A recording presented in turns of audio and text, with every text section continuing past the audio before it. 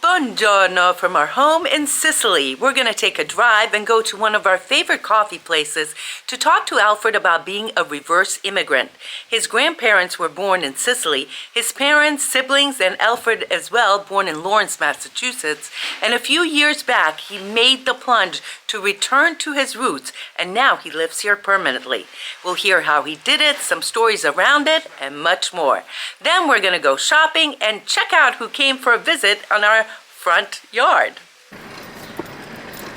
And off we go. Whenever we come here, always amazed at how different Etna looks every day. Looks like it snowed. Holy cow. Wow. Buongiorno. There's our coffee. And then later on, I'm going to show you how they make the Aperol Spritz here. Grazie. Posso? See? Al is having his iced coffee.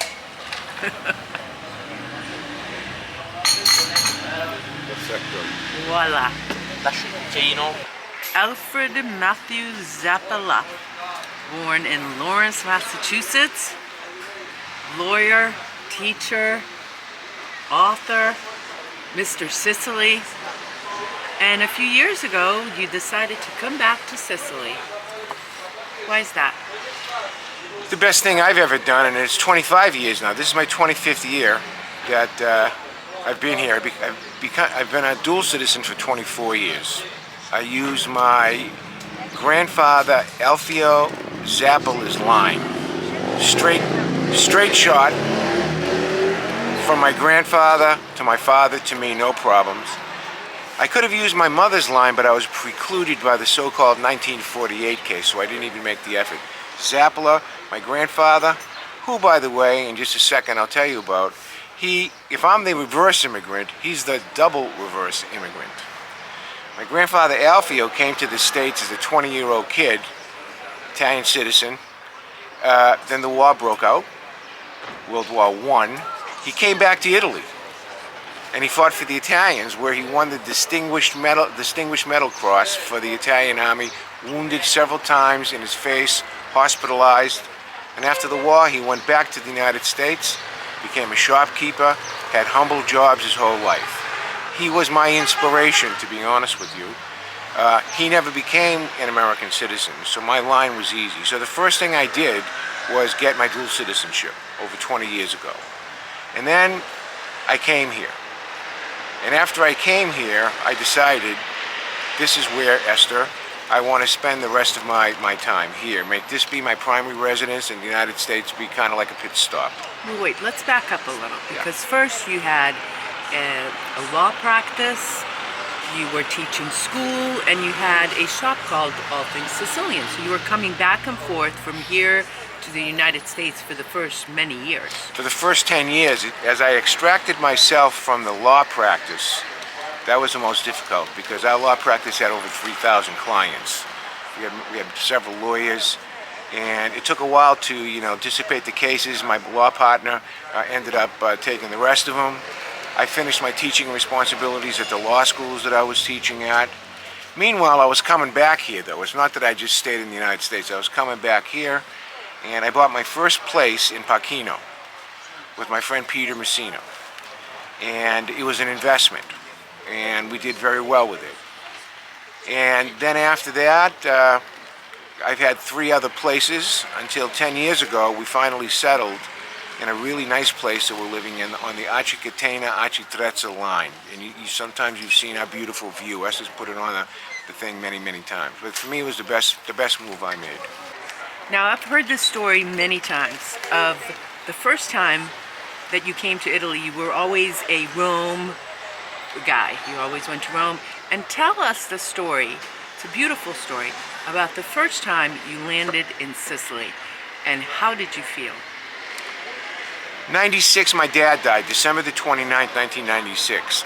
And on his deathbed, he asked that I come to Sicily after he was passed away to go to our ancestral town of Trecastagni and to say a prayer for his father, my grandfather Alfio, and him, because when my grandfather Alfio was dying, my father had made that promise, but he never did it. He was never able to do it, I'll put it to you that way.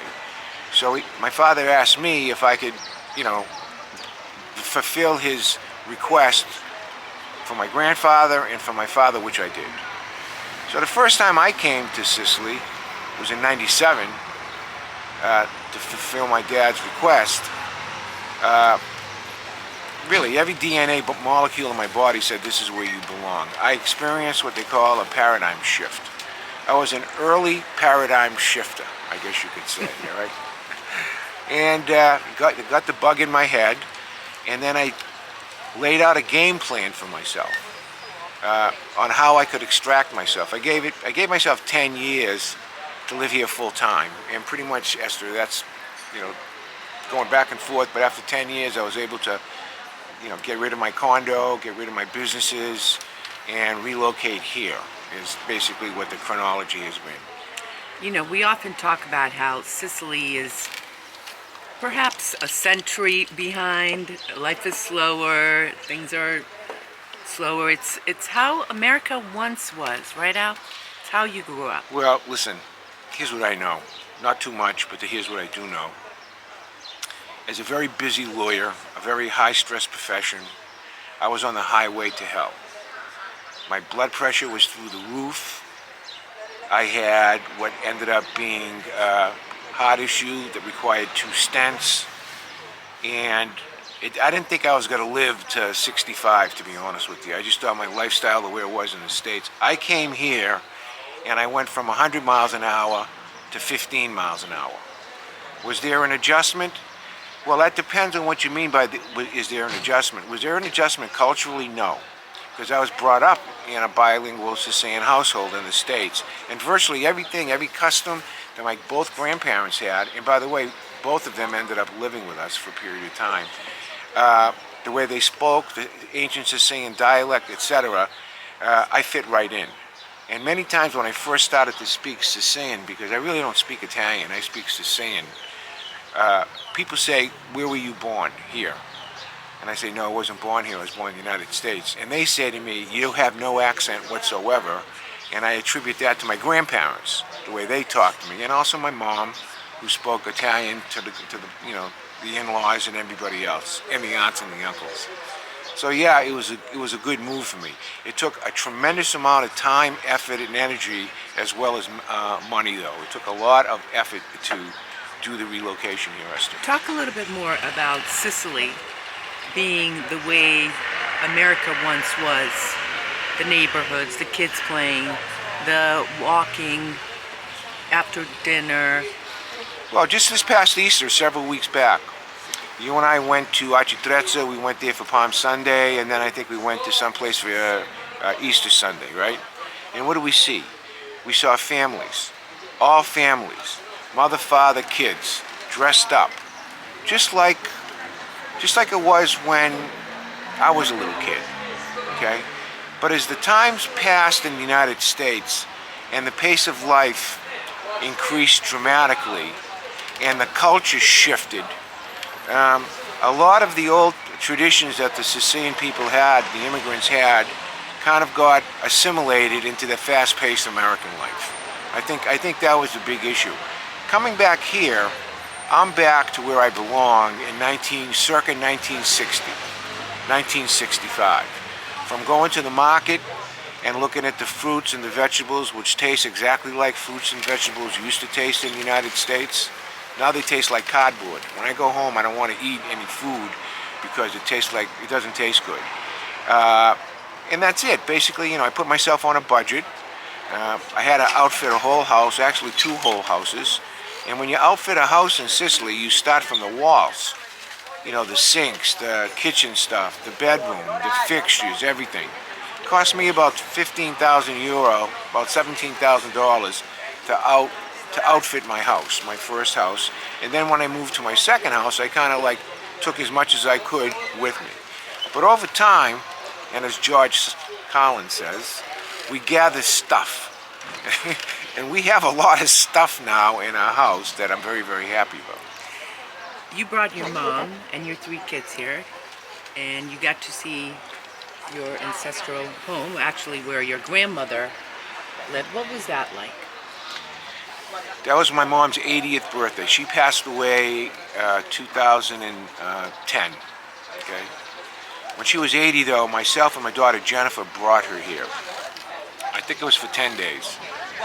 And she was completely overwhelmed going into her mother's house. We had made arrangements with her so she could see her mother's house.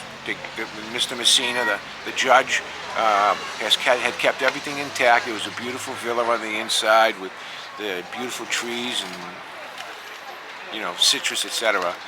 And seeing her sit on my mother's bed while my daughter Jennifer was taking a photo of her was a highlight. And then in her later years, 10 years later she died, but when she went to the hospital, my sister Anna made a video collage, and my mom would have it on of all the shots that we had of her trip in Sicily. And when she was finally, you know, she passed away, she had that with her. So it was the highlight of my mom's life. You know, your dad never got here, but Right. I'm sure, Al, that he's smiling down at you and here with you in spirit, for sure. Yeah, the big thing about my father is, and I'm going to say this facetiously, there's no horse tracks. My old man, I loved him to death, but he liked to gamble. You know, he'd bet on 2 flies crossing the street. He was a depression kid, a latchkey depression kid who came home because the parents were working in the sweatshops.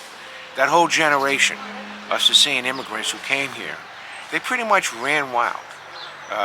Not all of them, but a lot of them. You know, if you talk about statistics, roughly 50% of the immigrants who came here, it was forbidden to speak Italian in their house. They wanted to assimilate, the parents wanted them to assimilate as quickly as possible.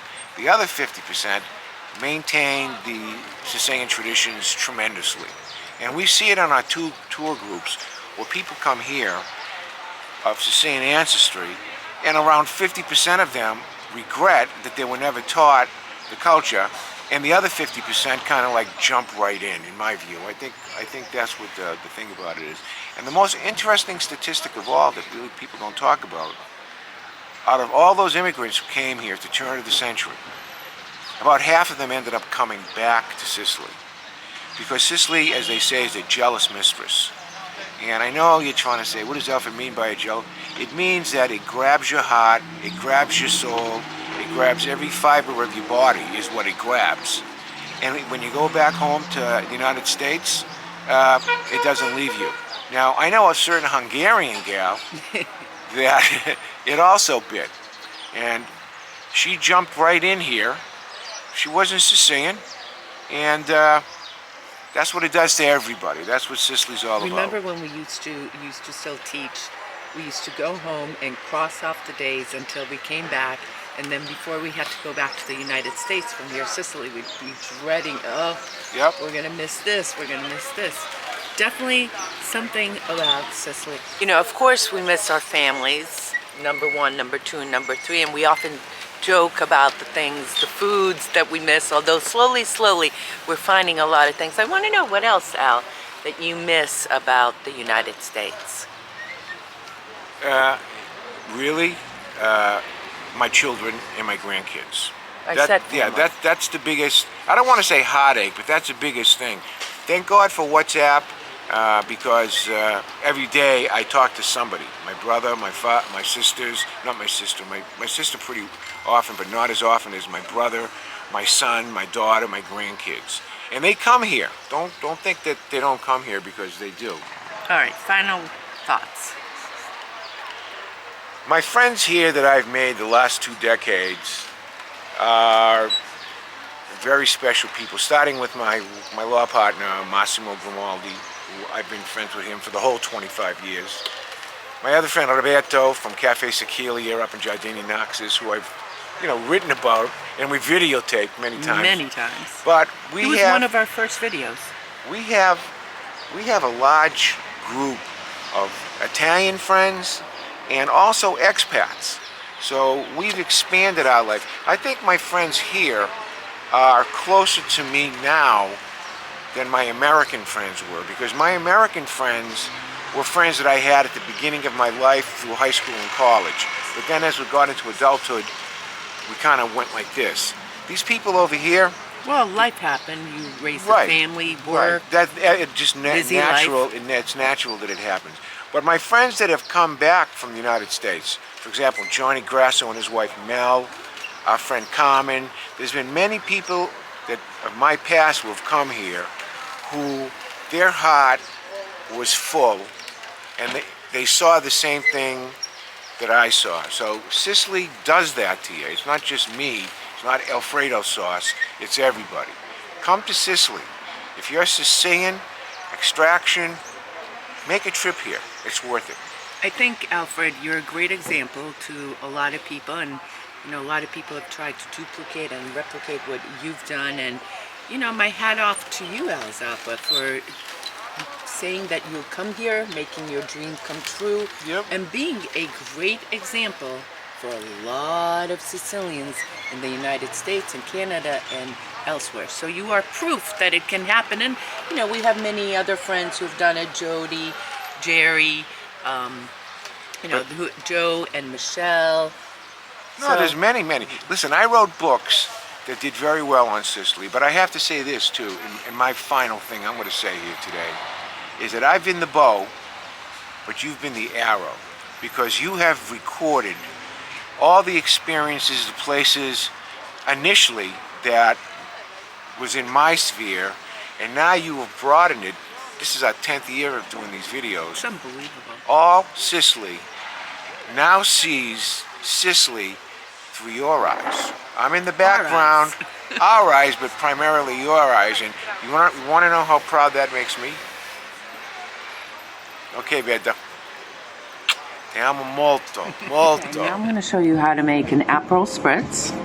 This is one of our favorite drinks. There's our famoso Fabiano. You put a Prosecco. Fill it up like this.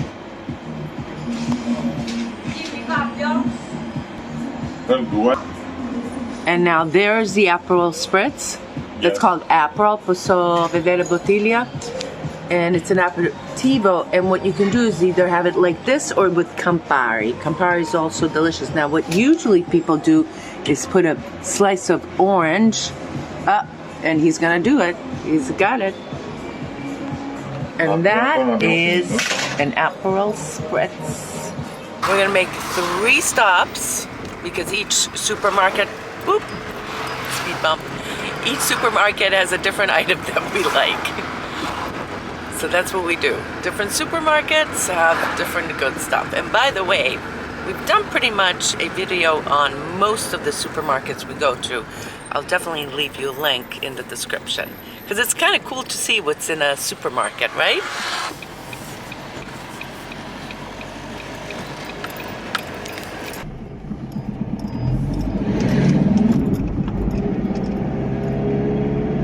Che sono queste?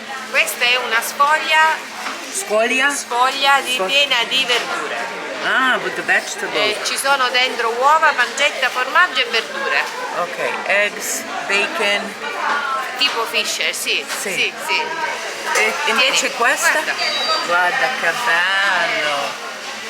And that looks like it's a phyllo dough. Of course, all the regulars, caponata, parmigiana, mixed Verdure, grill, spinaci, spinach con formaggio. besciamella e formaggio. Wow, with cream and cheese. Are those Cipolle, onion cipolle. rings? No way. E quali? Crocchette di patate e cipolle. Onion rings. And lasagna, chicken. E questa? Queste rolle di pollo. That's made with the chicken. And look at that swordfish. Now that looks very good with the pine nuts, raisins, tipo messinese. Sì, bravo. Alla siciliana. Siciliana with the tomatoes and of course the olives. Yum. Pieno. That's potato puree. E invece questa Questa è un'insalata di pollo con la maionese e le verdure. okay, that's chicken salad with mayonnaise and vegetables.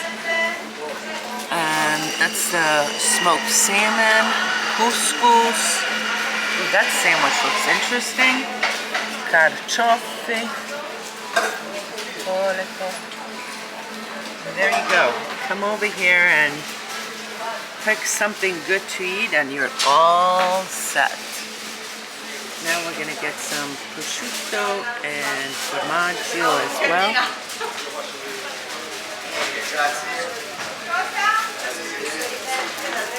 Grazie, arrivederci. È giusto. Perché? Allora, mortadella poi? Prosciutto crudo. Da 9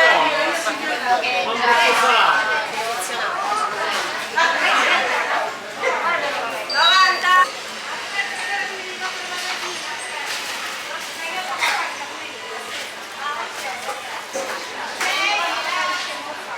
I love to see new products, and this is brand new Montana from Argentina.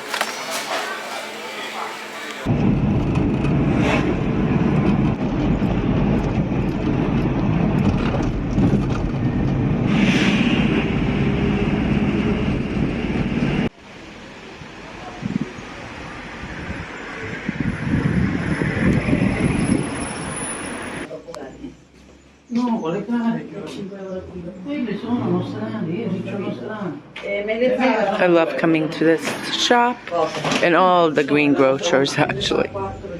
Fresh ricotta, eggs, nuts, vino. E poi mi deve fare. Che da fotografare. I photograph everything. Prendila, hai voglia. Wild asparagus. Grazie. What I bought. Hai voglia di fare fotografie. As some of you may know, last year we had severe wildfires, and some of them came pretty close to our home and destroyed a lot of trees and vegetation. But now, thanks to Mother Nature, it's all grown back, and this week we had some visitors for several days munching on the front yard.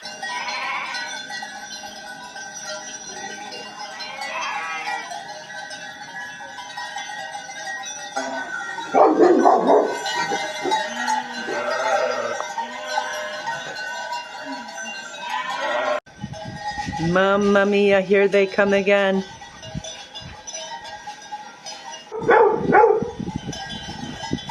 Hope you enjoyed it. Hope you learned something. Hope you got inspired maybe by this video.